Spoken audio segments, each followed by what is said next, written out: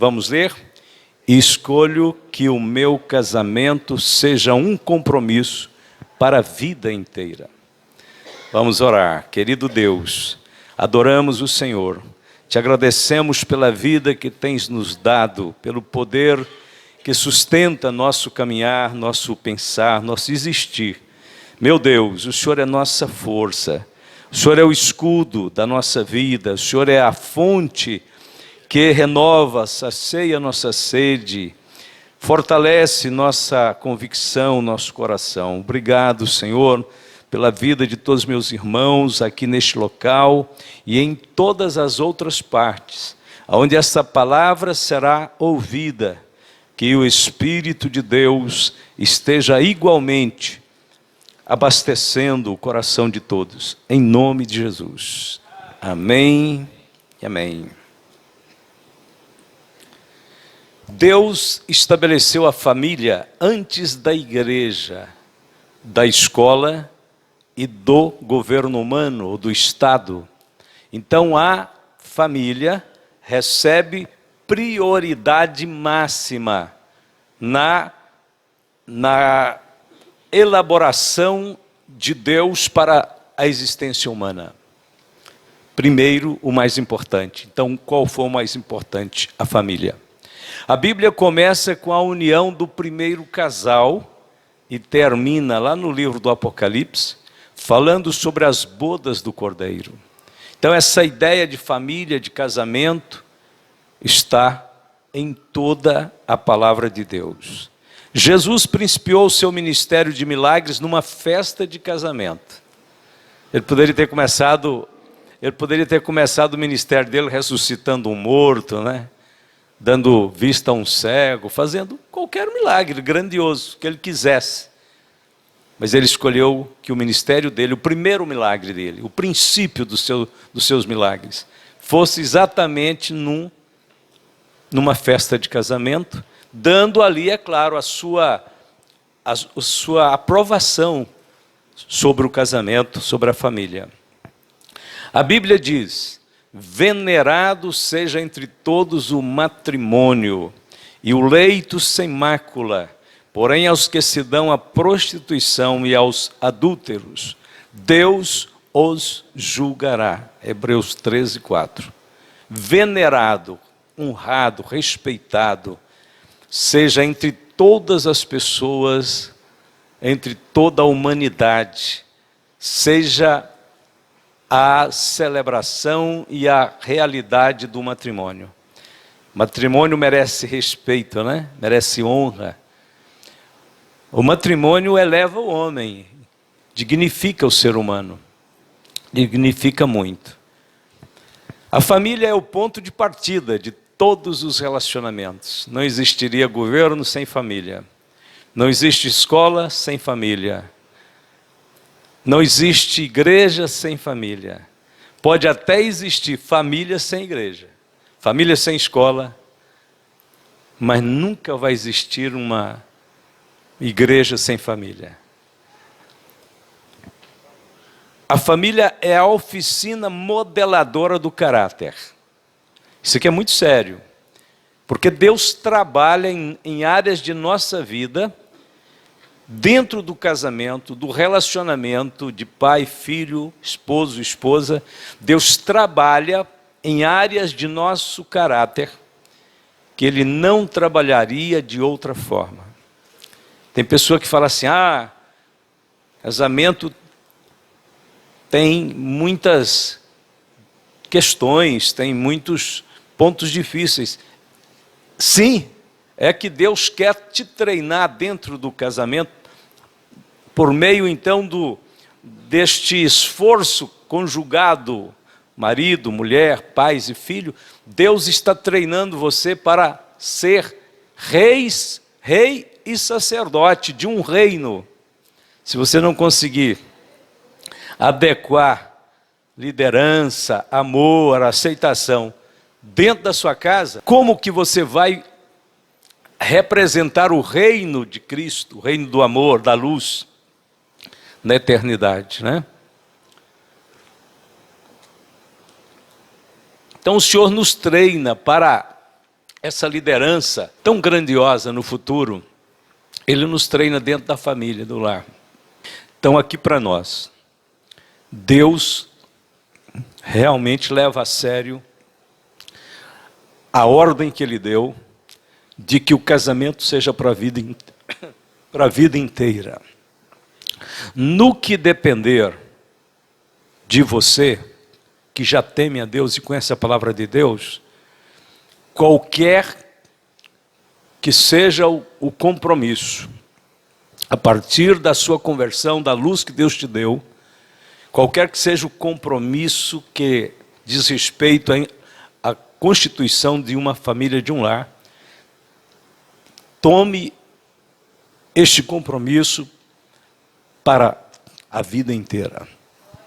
Você pode dizer, pastor, tem casos inevitáveis. Sim, porque às vezes um dos membros daquele casamento não tem conversão, não nasceu de novo, e ele vai ser realmente um tropeço. E se um casamento deteriorar, fragmentar e acabar, que não seja pela culpa de quem diz ser cristão.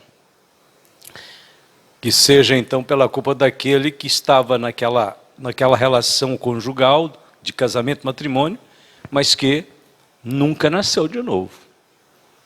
Porque segundo Deus, os homens, as mulheres nascidos de novo, já estão crucificados com Cristo. E vivem não mais eles, mas Cristo vive em cada um deles. E Cristo não é o autor de nenhum divórcio. Pode ter certeza que os divórcios acontecem, já aconteceram. Alguns aqui são vítimas desse acidente, desse problema.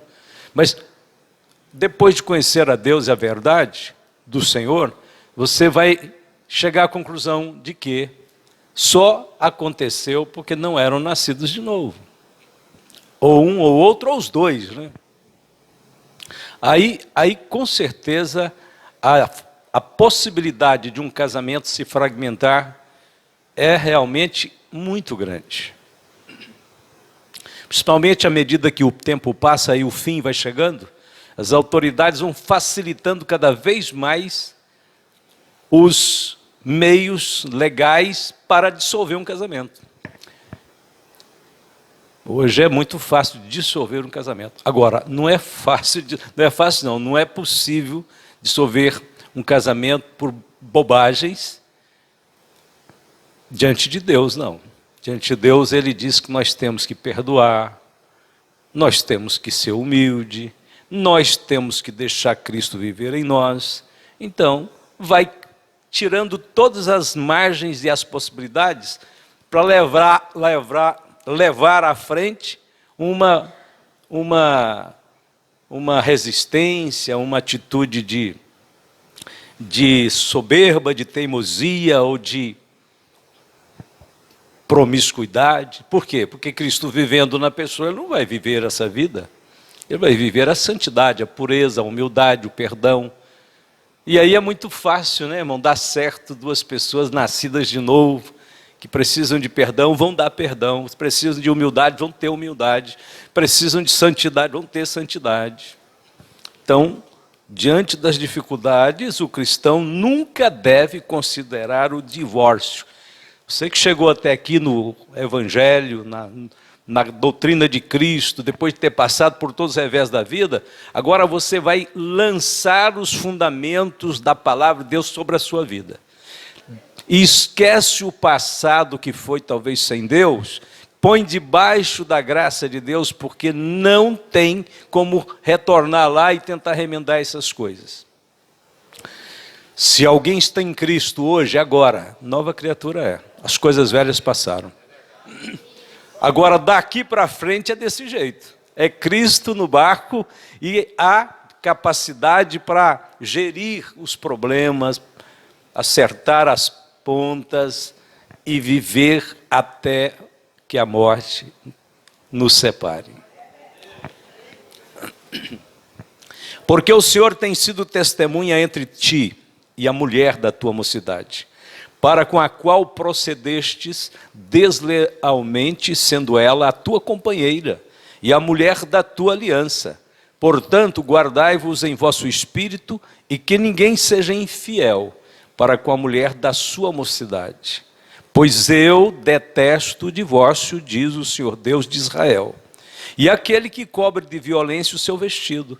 Portanto, cuidai de vós mesmos, diz o Senhor dos Exércitos, e não sejais infiéis. Malaquias 2, 14 a 16.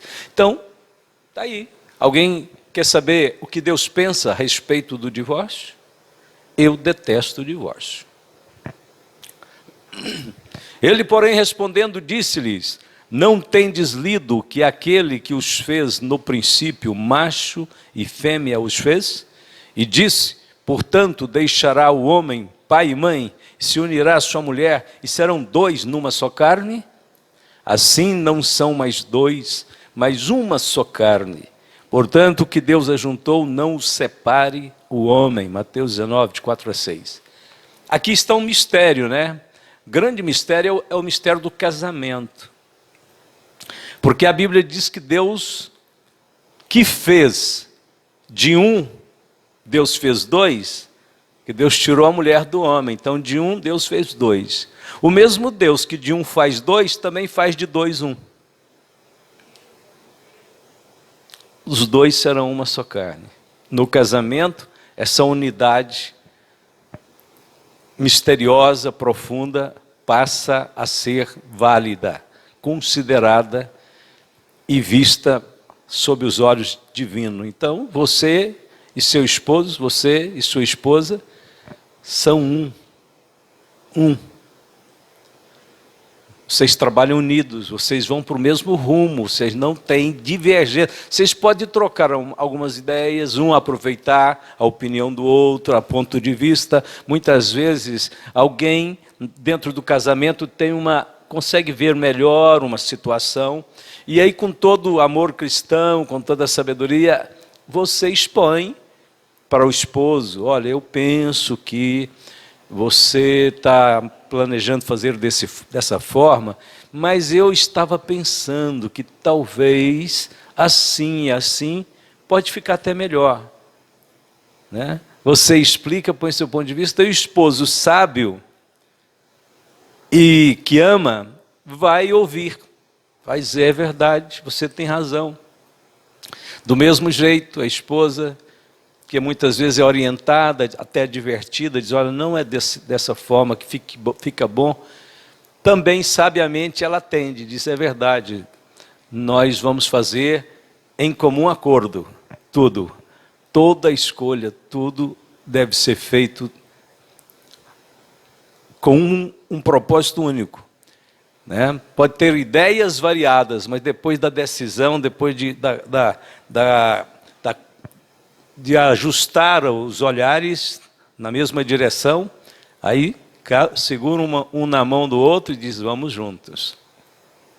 É muito bonito o projeto de Deus para o casamento. Por quê? Porque os filhos que são criados dentro de um lar, que vê o pai e a mãe unidos, eles têm uma saúde emocional totalmente diferente de um filho que é criado, nasce e é criado num lar onde os pais brigam, xingam e até agridem-se mutuamente, fisicamente.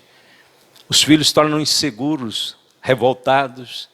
Muitos rapazes, muitas moças que depois que atingem lá seus 13, 14 anos e já não querem mais obedecer os seus pais, se entregam às vezes a caminhos totalmente tortuosos. São crianças, são seres que foram terrivelmente esmagados em suas emoções, em seus sentimentos interiores, e geralmente isso quase sempre é oriundo de divergências, porque as duas pessoas que uma criança mais acredita, mais espera a proteção, mais espera a unidade, é do pai e da mãe.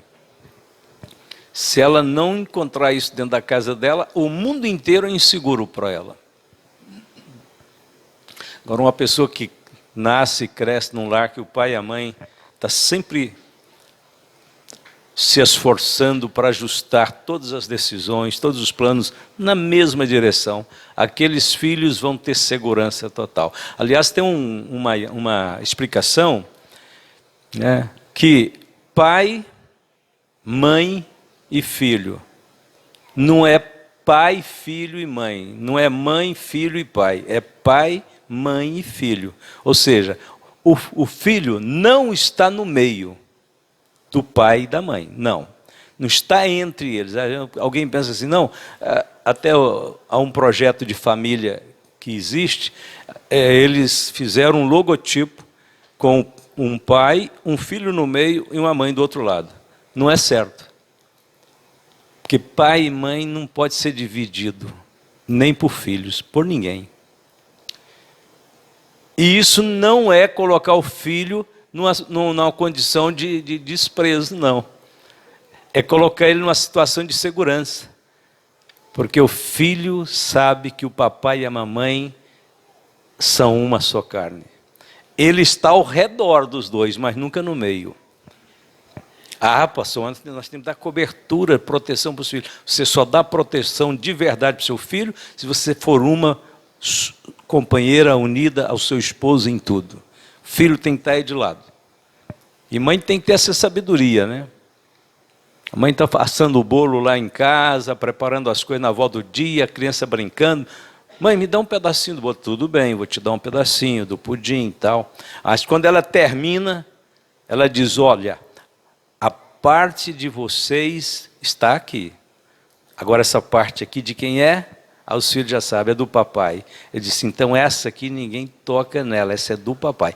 É a parte específica preparada para o papai. Você dá a honra diante dos filhos para o seu esposo. E não pode fazer também igual muitas esposas fazem, né? Menino está custoso, está peralta, a mãe diz, você me paga, menino, quando seu pai chegar eu vou contar tudo para ele.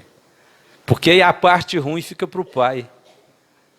É o pai que tem que corrigir, tem que dar palmada, né? A mãe não pode fazer. A mãe pode dizer o seguinte, eu vou te corrigir e se você não me atender, se você não prestar atenção na minha orientação, aí eu vou pedir ajuda para o seu pai. Mas não joga as coisas nas costas do pai não, né? Quer dizer, não guarda o bolo para o pai, mas fica querendo dizer para os filhos que vai pedir o pai para arrumar um cinturão bom para dar uma corrigida. Aliás, não corrija filho nenhum com nenhum objeto que vai machucá-lo, viu? Ah, mas se não der sentir qualquer coisa na pele, eles não vão me atender. Não, mas não precisa machucar.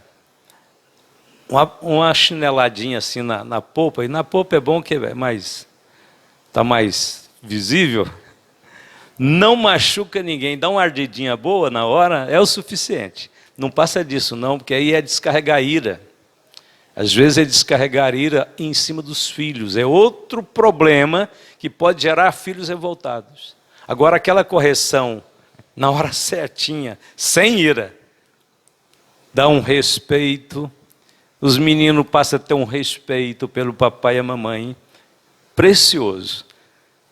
Né? Basta ela, inclusive a questão da varinha, né? Não pode ser pedaço de pau não, é varinha mesmo, coisa flexível, só dá uma ardidinha. A varinha tem um mistério nela, mas que eu nunca vi igual. Quando as meninas eram crianças, elas pegavam um ramo, a folha de mandioca, qualquer coisa, e punha lá em cima assim, do armário e dizia, olha, eu quero ver quem é que vai desobedecer e fazer o que nós estamos dizendo para não fazer, porque ó a varinha lá. Ah, mas aqui estava todo mundo. Uma folha de mandioca, não dá para bater em ninguém. Mas só por falar que era a varinha da correção, acabou. Não precisava nem usar. Respeito total. A varinha tem um mistério nela, um milagre, coisa tremenda. Mas, por favor, sem nenhuma ira, senão vira pecado. Se a família é prioridade no coração de Deus, então ela deve ter o mesmo grau de importância para nós. Na verdade, se nós estamos entendendo então que Deus realmente priorizou a família, o lar, o casamento. Então é dessa forma que nós temos que pensar na família, no lar. Nós temos que dar a mesma importância que Deus deu. Agora vem uns pensamentos doces aqui. Lar é como um pote de mel, onde cada membro deve pôr mais mel do que tira, né? Então, antes de um membro da família cobrar qualquer coisa do outro, primeiro ele tem que dar, ele tem que pôr um pouco de mel no pote antes de querer tirar, né? Antes dele falar assim, eu estou querendo mais atenção nessa casa, ele dá atenção também. Põe o mel primeiro, depois você vai tirar, e esse pote de mel vai estar sempre cheio para a família inteira. É todo mundo fazendo um pouquinho, trazendo alguma doçura para casa, né? A doçura significa gentileza, bondade, amor, compreensão. Se cada um põe um pouquinho disso no pote, ele vai ficar sempre cheio, todo mundo vai ter um lar doce. Lar é o lugar onde os pequenos são grandes, e é mesmo, né? E onde os grandes são pequenos. Os pequenos são reverenciados no lar. Quanto mais novinho uma criança, mais você reverencia ela. Você dá prioridade máxima para ela, né? Pode estar conversando com quem for, se o netinho chega, você para, o mundo para. Você quer fazer exatamente isso aqui, onde os pequenos são grandes e os grandes são pequenos, são céus. Quem sempre faz o melhor para a sua família e sabe dar significado em tudo o que faz, nunca sofrerá a dor da culpa ou do remorso. Mais cedo ou mais tarde, ainda temos que enfrentar o duro inimigo chamado morte. Então, mais cedo ou mais tarde, alguém, talvez tão amado por nós, tão perto de nós, será recolhido. E naquele dia, as nossas lágrimas podem ser de saudade, de dor mesmo, mas nunca poderá ser de remorso ou de culpa.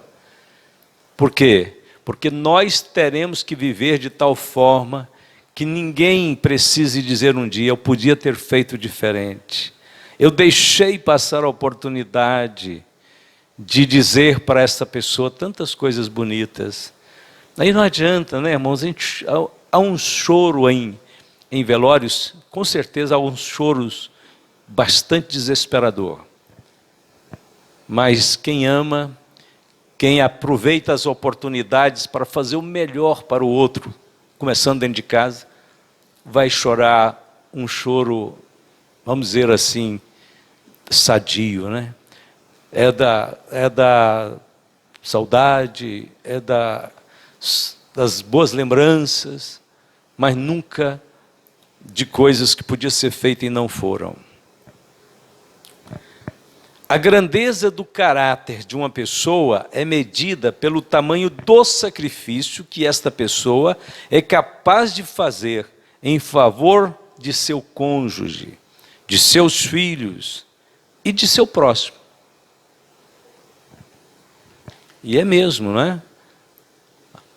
A grandeza do caráter está na capacidade de nós doar, nós dar o melhor para o outro. E a gente faz isso muito com filhos, ou com netos. Você deixa de comer uma coisa gostosa que está prontinha ali para você, porque acabou de chegar um filho, e você fala, não come isso, pode comer. Eu não quero não, estou cheio. Você estava morrendo de fome. Mas você tira da sua boca e diz com alegria, é seu. Come. A gente não faz muito isso? A gente tem que fazer isso com a esposa com o esposo, né? A capacidade de dizer, olha, eu estou precisando de comprar uma camisa nova, mas você vai ganhar um vestido. Eu não vou comprar camisa, eu vou te dar um vestido. Pronto. Mas você não está precisando? Não estou não. Tá. Mas você não conta, você não fala. Por quê? Porque o caráter está nessa grandeza. A grandeza do caráter está nisso, na capacidade de renunciar, sacrificar e ver o outro feliz. Não, é você que vai vestir uma roupa nova neste final de ano. Eu vou ficar com a que eu estou, porque eu quero que você fique feliz. Fique bem. E a gente deve fazer isso não é só com os de casa, começa com os de casa, mas tem que fazer com todo mundo, né? Você está sentado no banco, confortavelmente, mas chega uma pessoa mais idosa, uma pessoa com limitações físicas, do mesmo jeitinho que você está sentindo bem sentadinho num coletivo, numa sala de consultório, você fala, ela vai sentir bem também, se eu der para ela o lugar. O mesmo bem que eu estou sentindo, ela vai sentir. Então, quero que ela sinta, que ela tenha este bem. Sente-se, por favor. Passe na minha frente. Seja primeiro. Vá. Pode ficar no meu lugar. É a semente que a gente planta que vai, de fato, convencer este mundo de que somos diferentes. É a semente, a natureza da semente. Essa semente é a semente que realmente representa o Evangelho de Cristo, porque ela está permeada de amor, de bondade. Prioridades. Guarda essas prioridades, você vai ser feliz na sua vida. O ser deve vir antes do ter. Tem gente que tem muito, mas ela em si, ela é uma pessoa embrutecida, vaidosa, arrogante. Então, ela tem, mas ela não é. Ser demanda de ter uma experiência com Deus. Só Deus pode modificar o nosso ser, coração, alma, espírito. Só Deus pode colocar dentro de nós um gosto novo, um sentido novo, uma ação nova. Ter não é muito difícil ter, não. Tem pessoas que saem do zero e passam a ter milhões, bilhões, ficam riquíssimos. Mas nem sempre. É claro que tem pessoas ricas que também são boas, né? Não estamos discriminando que a riqueza é execrada só do maligno, não. Não. Mas é que tem muita gente que só preocupa mais no ter, não no ser. Mas na vida, a prioridade é ser. Jesus disse que não tinha onde repousar, mas ele era o maior de todos, que já andou por este mundo. Ele disse, eu não tenho onde reclinar minha cabeça. Mas ele era o mestre dos mestres, Senhor dos senhores, glorioso Senhor e Salvador. Prioridades, as pessoas têm que vir antes das coisas. Coisas, carro acaba, pode às vezes bater, estragar, né? Inutilizar-se completamente, mas quando você vê falar assim, olha, houve um acidente com a família de fulano e tal, o carro acabou, mas ninguém teve problema, está todo mundo bem. Ai, glória a Deus que cabe com 10 carros, 20 carros, cabe com tantos carros for preciso. Coisas são coisas, agora pessoas são pessoas. Pessoas precisam ser valorizadas muito acima das coisas. Isso, olha, isso começa dentro de casa, né? E é tão normal, né? Você vê lá uma filha, às vezes, querendo ajudar a mãe, vai lavar uma vasilha e, de repente, o prato de porcelana cai e vira 20 pratinhos. Mas ela merece ser corrigida duramente, porque o prato escapou da mão dela com o sabão ali, escorregou. Era caro o prato, mas ela merece levar uma escaramuçada daquelas, né? Você não presta atenção, olha o que você está fazendo, quer ajudar, ajuda direita. Não faz isso não. Talvez ela estava com uma maior boa vontade, começou a lavar ali pensando que ia ajudar mesmo. Isso acontece com a gente. Pega um copo, de repente você deixa ele cair, ele estilhaça tudo. E você lembra que às vezes quando o outro fez, o filho, a filha, você danou. Ficou bravo. E agora com você? Como é que fica? Essas coisinhas são pequenas, mas acontecem. Às vezes até numa displicência da própria pessoa. Né? Tem pessoas que têm dificuldade de concentração, têm dificuldades de coordenação motora, Tem pessoas que ela é normal, ela é uma excelente pessoa, ela tem capacidade para muitas coisas, mas de repente em alguma área é fácil ela perder o domínio. Mas não despreze, incentive. Pode trabalhar um pouquinho mais, compra outro. Mas não perca o ânimo dessa pessoa. Não deixe ela perder o seu ânimo. Tem pessoa que está tão empolgada em alguma coisa, né? De repente dá uma coisa errada, vem 2, 3 para bater em cima. Diz, eu sabia que não ia dar certo, você é muito cabeçudo, você é isso, você é aquilo. Não, ela estava tentando, nem se não der certo. Disse, olha, você foi bem. Não, é porque Deus vai te dar uma outra coisa melhor, vai abrir uma porta melhor, segue em frente, levanta a cabeça, você é capaz, Deus está na sua vida, você pode, porque Jesus vai te dar capacidade. Não olha para isso não, não deu certo aqui é porque não é da vontade do Senhor, pronto. Fica pondo defeitos não, a pessoa se sente inferiorizada, coisa mais ruim que tem. E a coisa mais boa que tem quando você faz uma coisa tão simples, e alguém vem e diz, oh, mas que isso, você dá conta de fazer desse jeito? Mas como é que você consegue? Né? Quando eu saí a primeira vez com os jovens da igreja, que eu me converti, para ir para um evangelismo na feira, eu estava com vergonha a hora que eu saí da igreja de ir atrás dos irmãos, porque tinha muita gente no setor que eu morava ali, que era perto da igreja, que me conhecia. E eu disse, mas muitos amigos meus vão ver eu irmanado com esses irmãos, com esses crentes. E eu estava um pouco envergonhado. Ainda estava, né? Era bem comecinho, tinha convertido uma semana. Mas me levaram para a feira, lá em setor dos funcionários em Goiânia. Era a feira que tinha abaixo do campo do Atlético. Chegou lá, começaram a pregar, tudo jovens. E aí um chegou perto de mim, os irmãos disseram que queria que você desse uma palavra. Uma semana de crendo, nem conhecia versículos da Bíblia. Não, mas vai. Eu falei, não dou conta, não consigo. Não, mas vai, fala que você está sentindo de ser crente. Eu falei, só isso, falar o que eu estou sentindo? Então ficou mais fácil. Porque pregar a Bíblia não dou conta, não. Não, é só você falar o que Jesus é para você. Aí eu fui para frente. Falei, olha gente, olha para cá, olha, eu quero contar para vocês que eu não era crente até uma semana atrás. Agora eu sou, porque Deus fez uma grande obra na minha vida. Deus está mudando meu coração, meus passos. Muita gente parou para ouvir e eu não sei exatamente o que eu falei, mas é por aí. E aí eu voltei, trêmulo, dos mais sem saber o que eu tinha feito.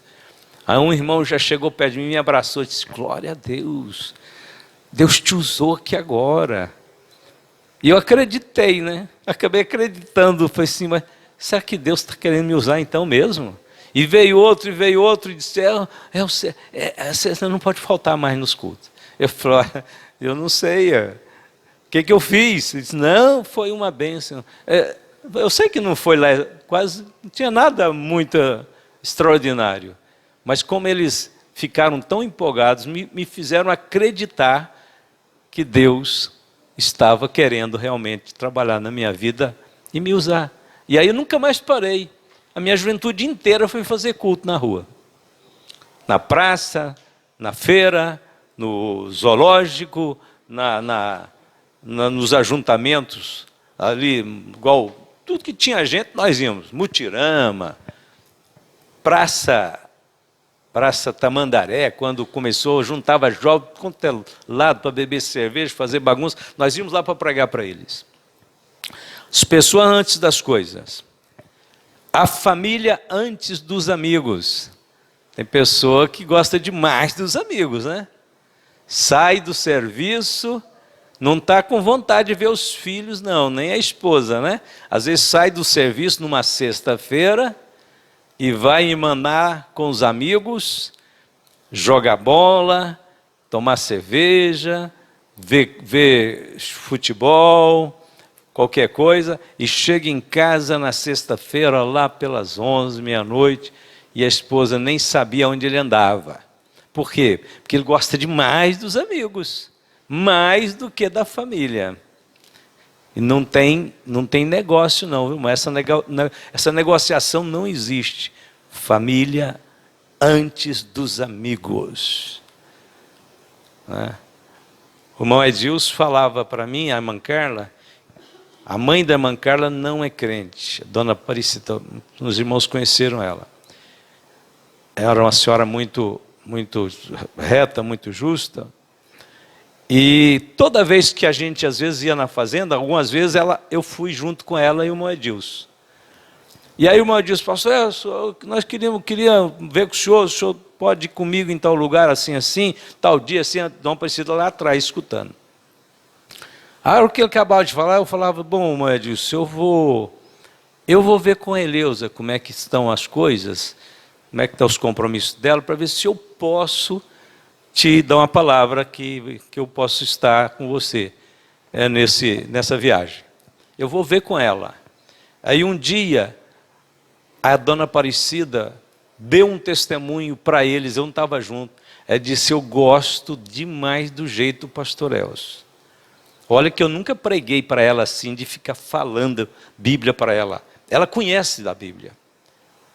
Então tem que ser exemplo. E ela disse assim, porque tudo que vocês chamam ele para fazer, ou quer marcar com ele, ele diz, eu vou conversar primeiro com a Eleusa, para ver como é que está as atividades dela, a condição dele poder sair, ficar fora uma noite.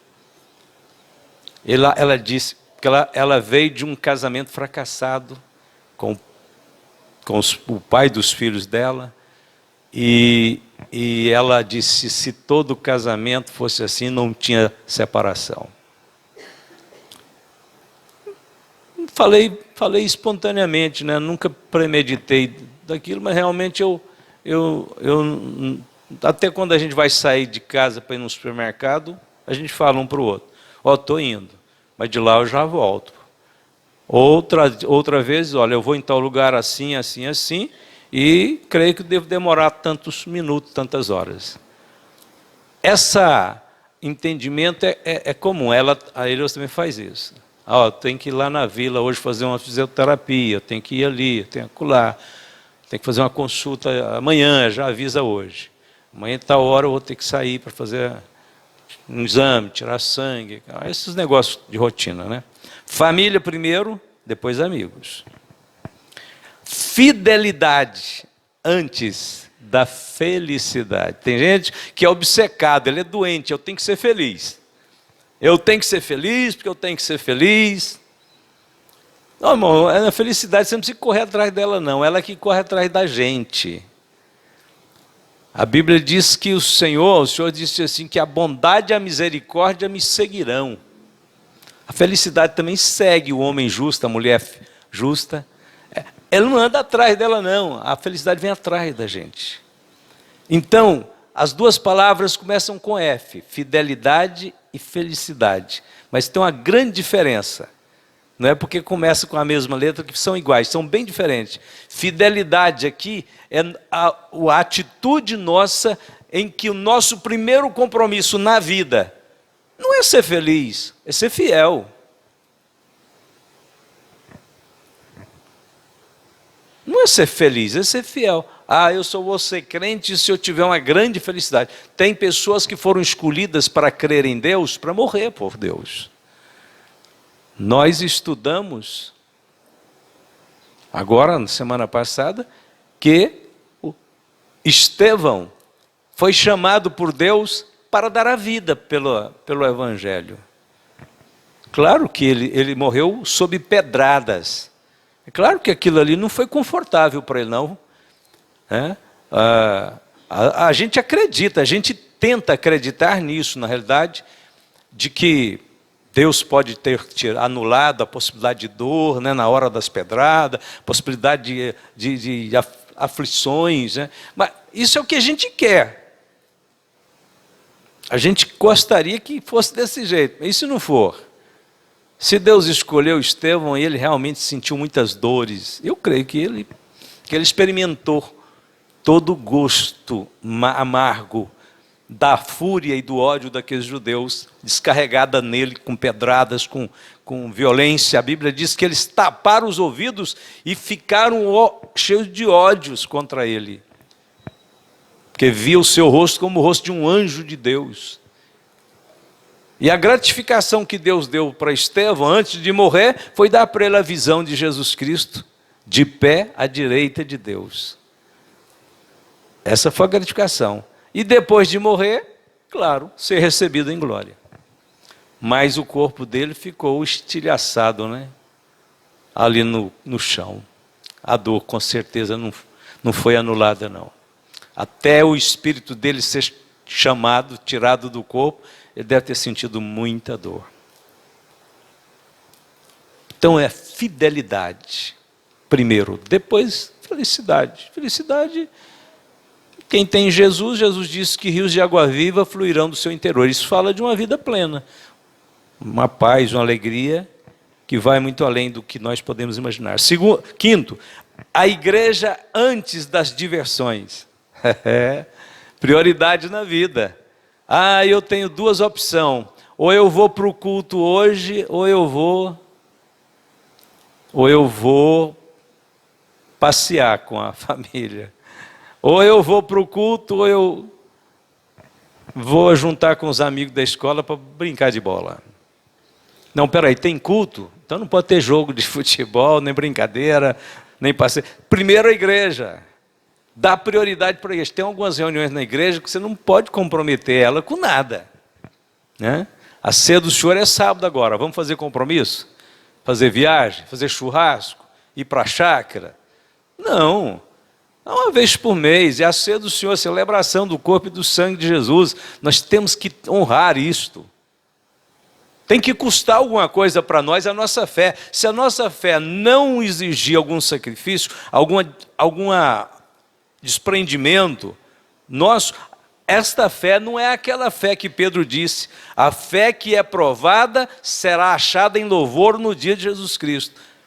Nós não podemos achar duas opções que a gente troca as coisas de Deus por outra coisa banal.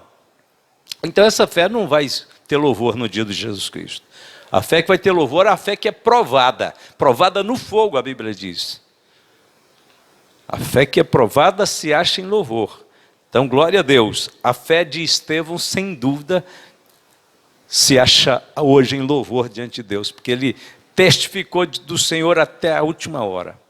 Morreu, foi um mártir, mas não deixou de defender e de pregar a verdade. E por fim, o reino de Deus antes de todas as coisas. Que maravilha! O reino de Deus em primeiro lugar. Jesus disse, buscai em primeiro lugar o reino de Deus e sua justiça. As outras coisas, tudo além do reino de Deus são outras coisas. A essência da nossa vida é o reino de Deus. Nós somos súditos do reino. Nós já estamos dentro do reino de Cristo. Ele não vai começar para nós, já começou. Deus nos abençoe então e nos ajude a caminhar neste projeto glorioso. Vamos terminar em oração? Vamos ficar de pé. Olha, pastor, mas ainda não é 9 horas. Não, hoje eu já passei de 9 alguns cultos aqui. Hoje vou pagar tudo de uma vez que eu estou devendo para vocês. Os horários que eu tomei de vocês, vou devolver agora. Agora, daqui para frente, a gente faz outro acerto, outra negociação, viu? Hoje eu quero pagar um pouco. Glória a Deus. Não esqueçam que nós teremos culto na quinta-feira, 19h30. Nesta quinta-feira, coordenado pelas senhoras da igreja, tá? E não esqueça que sábado, aí é 18h30, 6h30 da tarde, nós vamos estar aqui celebrando a 9ª ceia do ano. 9ª. Vamos cear, vamos celebrar o corpo e o sangue de Jesus, vamos estar em comunhão, a igreja é um corpo, né? Nós somos um com o Senhor Jesus, assim como a família, né, tem essa unidade, também nós nos tornamos um com Cristo. No Espírito nós nos tornamos um com o Senhor, somos então membros deste corpo. Vamos estar juntos aqui então na ceia do Senhor no sábado, e vamos terminar agora orando pela família, pelo lar, pelas nossas crianças, pelos nossos jovens, pelos nossos anciãos, por todos. Vamos terminar pedindo ao Senhor que esteja conosco, porque só Ele é a nossa força e a nossa vitória. Pai de amor, Deus poderoso, nós te engrandecemos hoje e sempre, Senhor. Que poder, Senhor, que grandeza procede da sua presença e traz e atinge nosso coração e nos envolve. Sim, Senhor, grande é o seu nome sobre a terra. Nós trememos diante de Ti, porque Tu és o Deus grande e terrível, que trabalha eficazmente por aqueles que esperam em Ti. Nossa vida está em Tuas mãos, nosso pensar, nosso agir. Ajuda-nos, Senhor, a viver em conformidade à Tua vontade, perdoa-nos, lava-nos com o sangue de Jesus, dá-nos um coração renovado, uma mente sã, lavada. Que o Senhor possa abençoar a família, o lar. O Senhor possa guardar nossos filhos, o Senhor possa guardar nossos jovens, o Senhor possa proteger todos debaixo deste manto, dessa virtude poderosa de Deus. Ó Senhor Deus, entregamos em Tuas mãos, Senhor, e Te louvamos pelos minutos preciosos que o Senhor nos deu nesta casa de oração. Em nome de Jesus, Te agradecemos, hoje e sempre todos podem dizer amém. E amém, está terminado hoje em nome de Jesus.